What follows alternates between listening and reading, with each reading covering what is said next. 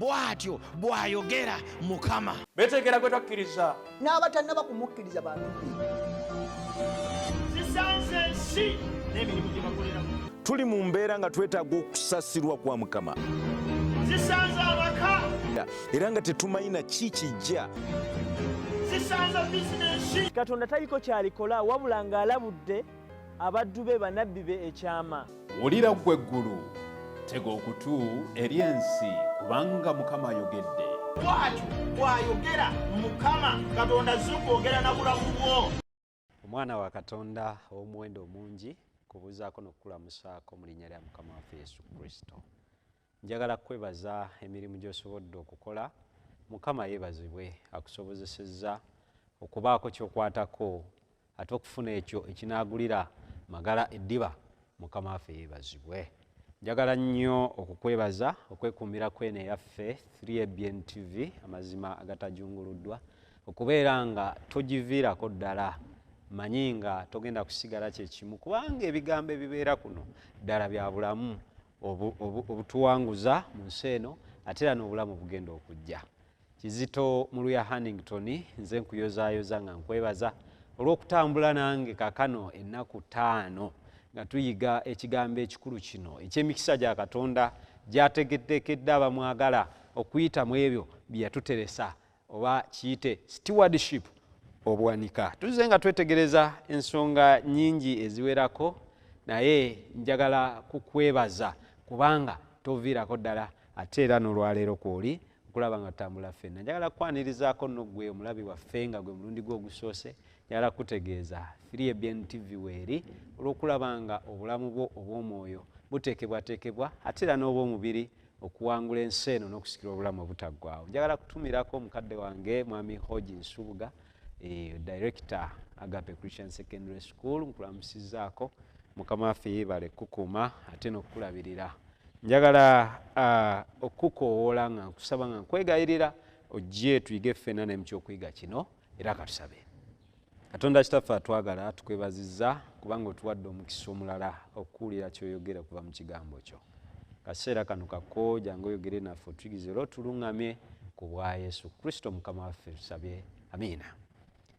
Basebo ne bannyabo, mukkirize mbatuukire ku nsonga enkulu ekwatagana n'ekyokuyiga ekiyitibwa stewardship of money. Sente.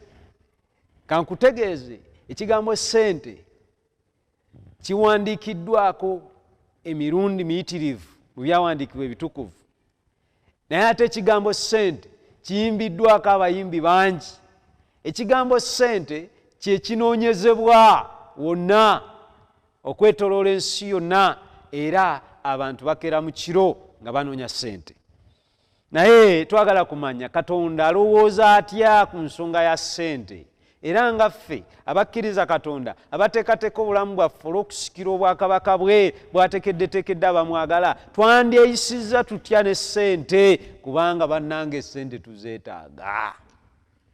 Muwandiisi gwe njagala okutandika naye yayitibwa Dawudi, bwe yali ng'awandiika mu ssuula ey'e16 mu Zabbuli gye yawandiika, actually olunyiriri lwa 12 naye nga lukulu nnyo. Lugamba nti kiki, kibuuzo kikulu nnyo kyenkubuuza nga nange nkyebuuza, ti kiki kye ndisasula Mukama olw'ebirungi bye byonna eri nze. Ebigambo ebyo njagadde nnyo ntandike nabyo kubanga ebiseera ebisinga twerabira nti Mukama Katonda y'ensibuko ya byonna. Naye Dawudi abuuza, kiki kye ndisasula Mukama olw'ebirungi bye byonna eri nze? Wali otuddeko awo n'otandika okubala emikisa gyo gy'olina. Ebiseera ebisinga twekubagiza, tunakuwala, tugwamu amaanyi ne tukaaba olw'ebitatambula bulungi. Naye Dawudi bw'amala okubitunuulira byonna n'agamba nti fine, waliwo ebikyatambula bulungi, naye neetaaga okwebaza Mukama. Neetaaga okwebaza Mukama olw'ebirungi bye byonna eri nze. Ebigambo bino buli lwe mbisoma nnyongera okulekeraawo okwekubagiza, naye ne neebaza Katonda. Count your blessings, name them one by one. Count your many blessings, see what God has done.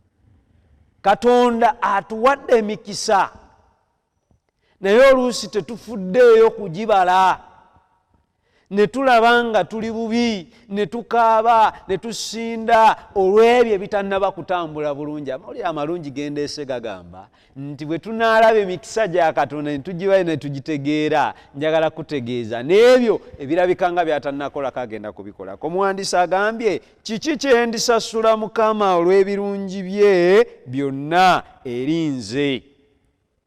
Ekyokuddamu ekyangu kigamba nti ekyokusasula Mukama weekiri, era ekyo kye tugenda okwetegereza.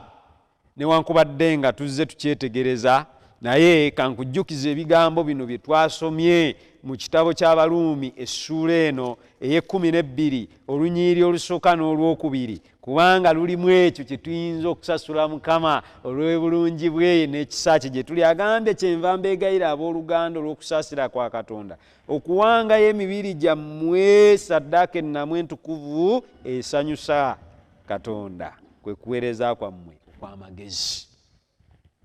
Katonda ekintu ky'osobola okumuwa olw'obirungi bye byakukoledde, n'afunamu akamwenyumwenyu n'asanyuka n'agamba nti yes, omwana wange Kizito akikoze, kwe kuwaayo omubiri gwo nga ssaddaaka ennamu, n'otandika okuweereza, n'otandika okukozesa omubiri gwo, naye ng'omubiri gwo gukozesa mu ngeri y'amagezi. Ekyo kye kisanyusa Katonda. Bw'okozesa omubiri gwo mu ngeri etali y'amagezi, kinakuwaza Katonda, era n'awulira nga muli anakuwadde, kubanga abantu bangi bakozesa emibiri gyabwe naye mu ngeri etali y'amagezi. Wiiki eno njagala kwogera naawe muvubuka ndaba nga nkutegeeza kikugwanira bulijjo okukozesa omubiri gwo mu ngeri ey'amagezi, kubanga eyo ye ssaddaaka gy'osobola okuwa Katonda n'emusanyusa n'emuleeta akamwenyumwenyu mu matama. Naye nga tonnaba kukikola ekyo, sooka obale emikisa gyo, kubanga bw'otabala emikisa gyo ogenda kulaba nga oli bubi nnyo nga ne Katonda tosaanidde kumwebaza. Mukwano mwagalwa, mpuliriza era alaba ebigambo bino. Njagala kutegeeza nti Katonda musanyufu nnyo singa tumuweereza mu ngeri ey'amagezi. Olw'ekyo obuwanika obukwatagana n'ebyensimbi tuzze tulaba obuwanika obw'enjawulo, tuzze tulaba obuwanika obukwatagana n'emibiri gyaffe, tuzze tulaba obuwanika obukwatagana n'ebitone byaffe eby'enjawulo, ebirabo eby'enjawulo Katonda bye yatuwa, tuzze tulaba obuwanika obukwatagana n'ebiseera Katonda bye yatuwa. Olwaleero twagala kutunuulira ekirabo eky'obugagga ekikulu ekiyitibwa obuwanika bw'ebyensimbi. Omukwano mwagalwa, njagala kutegeeza nti Katonda waffe yatwagala nnyo, kyavudde agamba Dawudi nti sirina kye nnyinza kusasula sikimanyi olw'ebirungi byo by'olina gye tuli. Njagala kutegeeza Katonda naawe oyinza obutabaako ky'omusasula, kubanga tuzze tukiraba nti ensi ye n'ebigirimu byonna naffe tuli babe na buli kimu kye tulina kikye, kaakati onaamusasula ki? Naye agambye nti okuweereza kwo okw'amagezi ng'okozesa omubiri gwo ye ssaddaaka eyinza okumusanyusa. Njagala kutegeeza mukwano gwange nti Bayibuli ekinoganya bulungi era n'ekinyweza nti enkola ey'eggulu eyinza okwongera okusanyusa Katonda mwana wattu weeri, naye enkola eno yakwerekereza. Tokiwulidde? Bayibuli etutegeeza nti enkola ey'eggulu yakwerekereza, era teriyo muntu yeeyagaliza agenda kuyingira ggulu. Nkiddemu ekyo. Okweyagaliza tekugenda kukuganya kugenda mu ggulu. Njagala kusomera ebigambo ebikwatagana ne Mukama waffe Yesu Kristo nga nyweza ekigambo ekyo omuwandiisi wa Yokaana kye yawandiika. Olunyiri luno tulumanyi ffenna mu ssuula eno ey'okusatu eya Yokaana olunyiri olw'16, kubanga Katonda bwe yayagala ensi bw'ati n'akola atya? N'akola atya? Yogera nnyo. N'okuwaayo n'awaayo omwana we, nga buli amukkiriza tagenda kubula naye wabula ng'agenda kubeera n'obulamu obutakola ki? Obutakola ki? Obulamu obutaggwaawo. Njagala kutegeeza mukwano gwange, Katonda singa yalimu kye bayita selfish, singa yalimu okweyagaliza, yalibadde takkiriza Yesu Kristo kujja ku nsi kuno. Olw'ekyo enkola y'eggulu yakwejjamu kweyagaliza.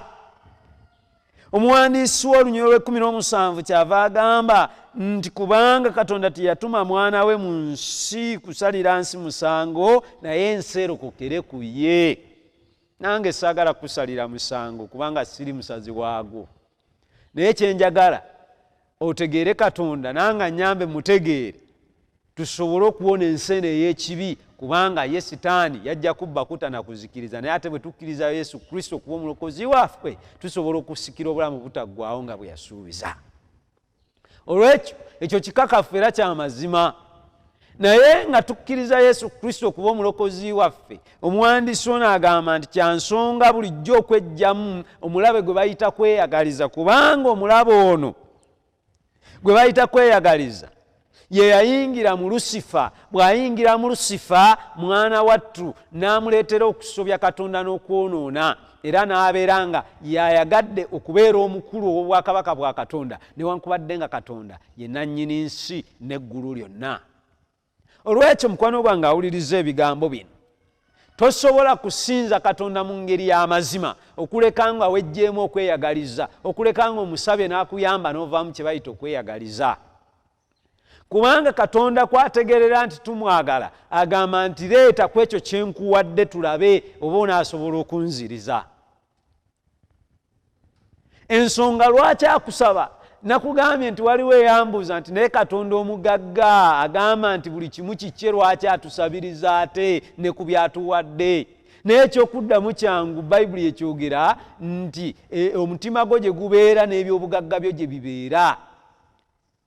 Ebyobugagga byo gye bibeera n'omutima gwo gye gubeera. Olw'ekyo eyo y'ensonga lwaki Katonda ayagala nnyo okulaba obanga tusobola okumuwa ku ebyo byatuwadde okutereka. Mutima gwo gye gubeera n'ebyobugagga byo gye bibeera. Kitegeeza nti bwe tunaakwata ku ebyo byatuwadde ne tumuddiza, njagala kutegeeza n'omutima gwaffe gugenda kusenguka guve ku bintu eby'oku nsi kuno okulowooza nti essuubi lyokka ery'obulamu lyokka, naye ate tuteeke obulamu bwaffe ku Katonda oyo gwe tuwadde ebyaffe. Tokitegedde kye ŋŋamba? Nti bwe tukwata ebyo Katonda byatusabye okumuddiza ne tumuddiza, kitegeeza nti olw'okubanga prinsipe egamba nti ebyobugagga byo gye bibeera n'omutima gwo gye gubeera, kaakati n'omutima gwaffe, ebirowoozo byaffe nabyo bigenda kusenguka bitunuulire Katonda oyo gwe tutaddemu ebyaffe, gwe tutaddemu ebirabo byaffe, gwe tutaddemu amagezi gaffe, gwe tutaddemu okutegeera kwaffe, gwe tutaddemu ensimbi zaffe, gwe tutaddemu ebirabo byaffe, gwe tutaddemu buli kimu ekyaffe. Kyenva nkusaba nga nkwegayirira nti obudde bwo buweeyo mu kuweereza Katonda ow'amazima, obudde bwo buweeyo mu kuweerezaako okw'amagezi, obudde bwo buweeyo, obugagga bwo buweeyo, ebitone byo biweeyo. Bw'onaabiwaayo wenna ng'omuntu, ogenda kubanga osemberedde Katonda, era agenda kubanga akuteekateekera obulamu obugenda okujja. Abantu abamu omuwandiisi omu bwe yali ageraageranya ku mitima gyaffe abantu, yatuteekamu groups za mirundi 3 era ng'atwawulamu ng'agamba nti abantu abamu mwana wattu balinganga jjinja. Ejjinja okulikamulamu otuzzi, olwana, oleeta ennyondo n'okuba, n'oleeta ensululu, naye era osobola okulemererwa. Waliwo abantu nga Katonda bw'abaako kyamuwadde mukono gamutata, ne bw'asanga awo omuntu ng'alina kye yeetaaga tasobola kumukombya, oyo alinga jjinja. Tamanyi nti ebintu bye yeepankirapankiramu si bibye n'ebya Katonda. Abalala babeera mu makanisa naye ng'emitima gyakaluba, ayina emitwalo nga 10 n'addira n'atoolamu obunusu, n'atoolamu obupapulapapula obwa fissefisse, obwo n'abuwaayo nti olwaddiza Katonda. Jjinja lyereere okumukamulamu otuzza olwana. Mulala bagamba nti alinga sponge, osooka kuginyigira ddala bulungi amazzi n'olyoka ogajjamu. Naye Katonda ayagala tubeere nga bino ebimamala by'omubisi gw'enjuki kye bayita honeycomb, kubanga gwe gutandikirawo okutonnya newankubadde nga tonnaba kugunyiga. Katonda tayeegomba nnyo kutukaka kumuddiza, kubanga ayagala tukikole mu kwagala, ayagala tukikole mu mirembe, ayagala tukikole mu kusanyuka, ayagala tukikole mu mbeera nga ddala tewaliiwo atukaka. Nenjagala kubuuza gwe, sente ezizo zitwala wa mukazi wattu, musajja wattu atunuulira ebigambo bino? Tokimanyi nti obugagga obwo Katonda yabukuwa bumuweereze? Tojjukira lugero lwa musajja oli ayitibwa omuvubuka omugagga gwe tusomako Matayo essula 19, Yesu gwe yagamba nti genda otunde ku byolina ogabire abaavu, n'agenda ng'atokooteredde. Olowooza omusajja oyo akyaliwo? Taliiwo. Naye nga bw'ataliiwo, naawe olunaku lwe lugenda okukya, nange olunaku lwe lugenda okukya nga nange siriiwo. Naye bwe nnaaba nga siriiwo, obugagga bwange mbukozesezza ntya? Yesu kyava agamba nti tweterekere eby'obugagga mu ggulu, kubanga ye ennyonje tezituukayo newankubadde ababbi tebasima kubba. Kyenva nkutegeeza omwagalo nti nga tukozesa ebiseera byaffe, nga tukozesa obudde bwaffe, nga tukozesa ensimbi zaffe, nga tutunuulire nnyo eyo gye tuyinza okuzitereka, naye nga tugenda kuzisangayo emirembe n'emirembe.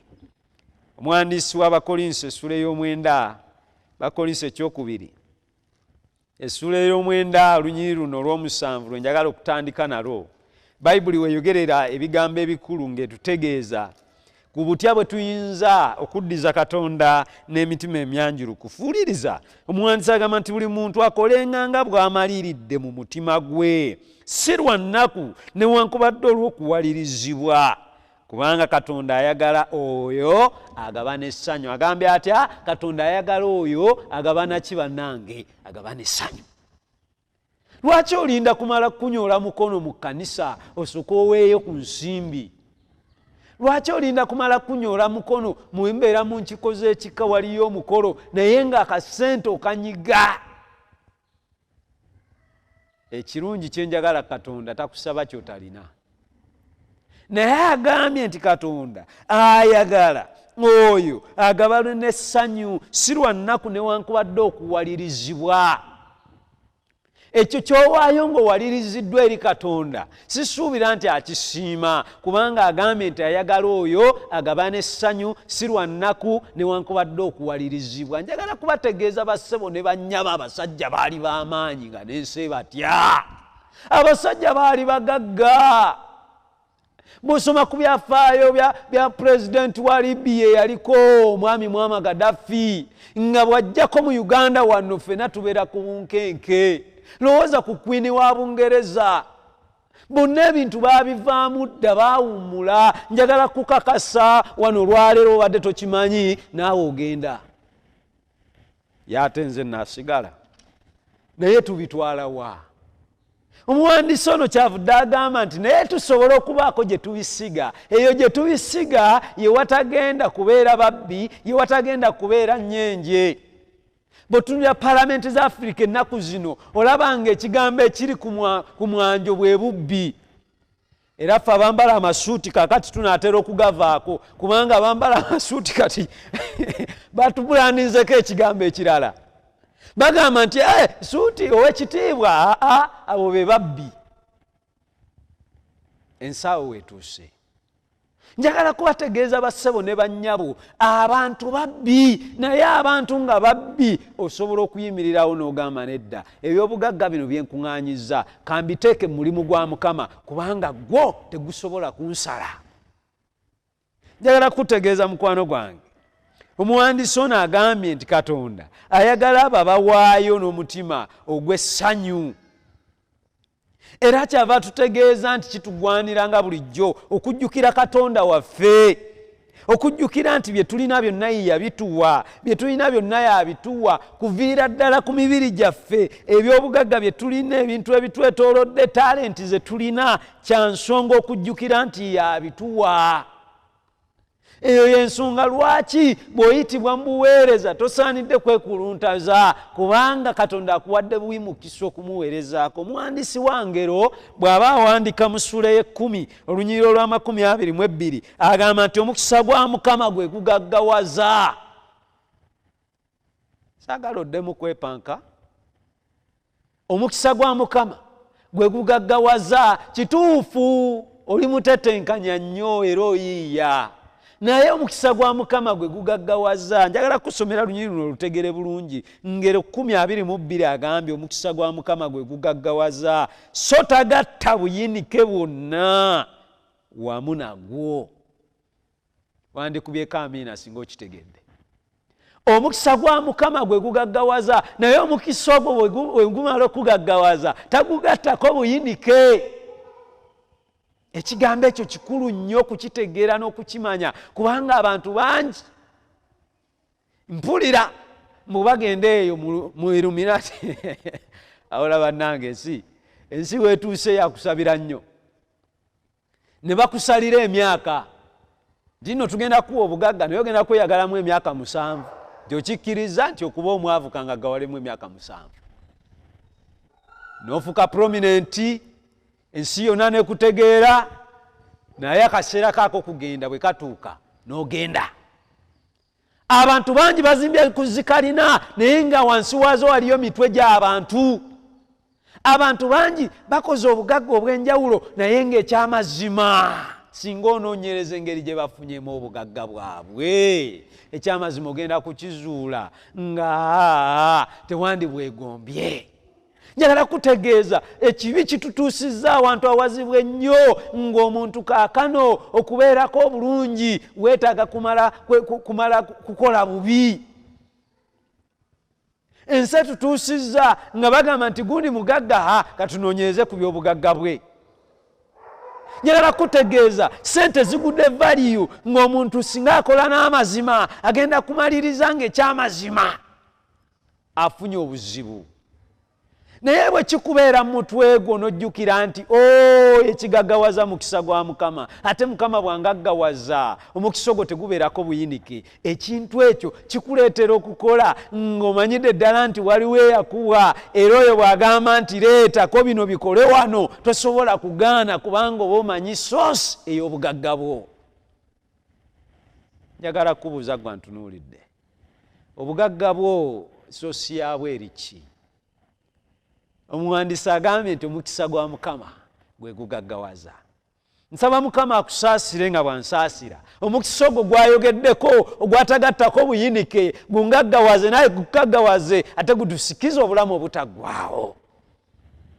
Kubanga ekyo Katonda kyayogerera ddala ng'akisuubiza era ng'akikakasa nti omukisa gwe bw'abanga agukuwadde taguteekako buyinike bwonna newankubadde embeera yonna. Tosomaayo eri mu kitabo ky'amateeka essula ey'omunaana, kankusomereyo mukwano. Mateeka essula 8 olunyiriro olw'18 lukulu nnyo kubanga lwogera ebigambo bye njagadde otegeere mu kiseera kino.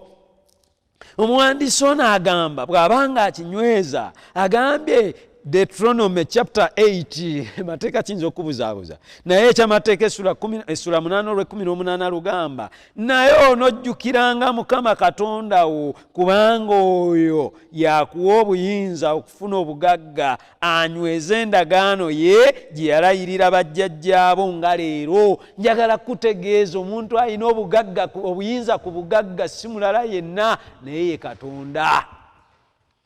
Olwekyo ekyo nno bw'okitegeera tokaluubirirwa kumuddiza. Bw'agamba nti ku 10 z'ofunye rather ku 10 njagala 10% ku buli ky'oba ofunye kigende kiyambeko okunyweza enkolagana yange naawe, kiyambeko okubanga kyongerayo omulimu gwange. Njagala kutegeeza tokaluubirirwa kubanga oba omanyi source ey'obugagga bwo, oba omanyi nti yeyampa ye Katonda. Kyayogera eri Malaki essula ey'omunaana nga tutegeeza nti tumuddize ku ebyo byatuwadde kubanga ye ayagalako 10 yokka, 90% yo 90% yo, naye ekimu eky'ekkumi ye kyasaba kubanga ekyakisuubiza nti omukisa gwe gugenda kweyongera. Njagala ofumitirize ku bigambo ebyo mukwano gwange muganda mwannyinaze, era obirowooze nga bikulu nnyo ebituteekateeka okulaba nga tunyweza enkolagana yaffe ne Katonda waffe. Teriyo ngeri yonna gy'ogenda funa bugagga butaliiko buyinike okuleka ng'otadde obwesige bwo mu Katonda. Saba Mukama akuwa omukisa oleme kubeera nga jjinja liri newankubadde siponji naye obeere ekimamala ky'omubisi gw'enjuki nga mwana wattu kitonya butonya nga Katonda tomulinda nnyo kukusaba na kwegayirira naye ng'omuwa buwi olw'okwongerayo omulimu gwe ate n'okunyweza enkolagana ye naawe.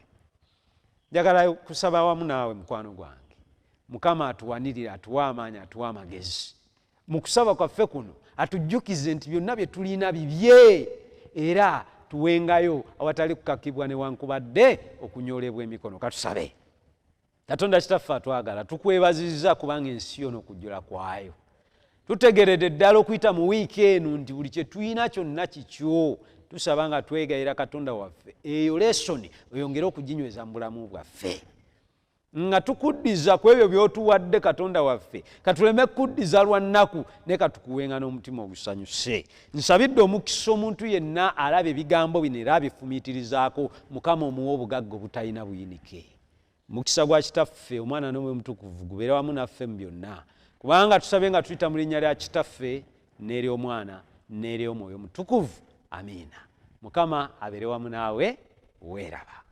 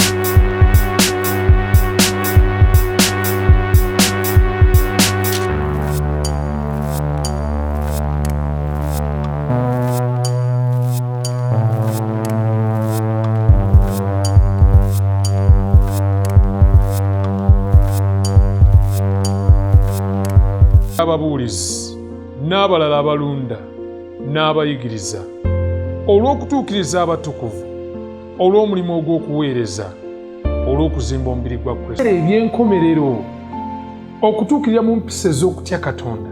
N'ate nga n'omwoyo ansika nkole bwe nti. Yes. Kati nensiŋŋaana nga ndi awo wakati naye ng'ate amaanyi ag'omubiri mangi nnyo gampala awala okukola ekyo kubanga ekyo kyenjagala. Akola ki? N'olwekyo Lesson week eno Sabiri paka sasa tuweza kaongezi na tuaniza Sabit ku 3BN Uganda Avendo Productions ku YouTube nange Yona Sani Matov Monagomba.